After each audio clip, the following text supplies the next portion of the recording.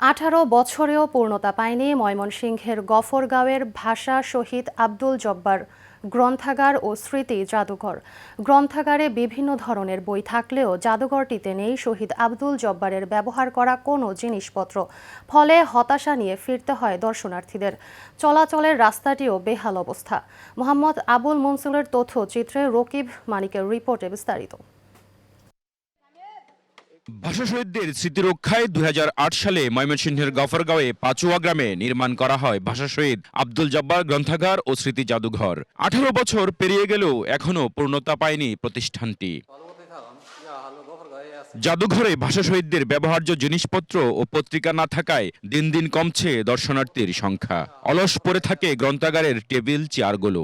শুধু ভাষার মাসেই দূর দূরান্ত থেকে কিছু দর্শনার্থী আসলেও চলাচলের সড়কটির বেহাল দশায় সেই সংখ্যাও কমে যাচ্ছে।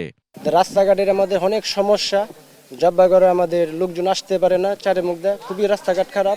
কারিগরি কলেজ বা স্কুল হইতো তাহলে খুব ভালো হইতো, আর এখানে একটা জাদুঘরে যদি আরো বেশি বই হইতো তাহলে মনে হয় ভালো হইতো। ভাষা শহীদ আব্দুল জব্বার গ্রন্থাগার ও স্মৃতি জাদুঘরে আগে পত্রিকা আসতো, কিন্তু জানি না আসলে কিসের কারণে পত্রিকাগুলো বন্ধ হয়ে যায়। পরিদর্শন করতে এসে অনেক সময় ভাষা শহীদ আব্দুল জব্বারের ব্যবহৃত জিনিসপত্র, জাদুঘরে ব্যবহৃত জিনিসপত্র আমাদের কাছে চাই। আমরা ভাষা শহীদ আব্দুল জব্বারের ব্যবহৃত কোনো জিনিসপত্র তাদেরকে দেখাতে পারি না। গফরগাঁও উপজেলা নির্বাহী কর্মকর্তা জানান, জব্বারনগর নামকরণে সরকারি গেজেট ও সড়ক সংস্কার, ভাষা শহীদদের নামে প্রতিষ্ঠানগুলো নির্মাণ সহ বিভিন্ন পরিকল্পনা নেওয়া হচ্ছে। এখানে দর্শনার্থী একটু ভিতরে হওয়ার কারণে এখানে দর্শনার্থী সংখ্যা কম।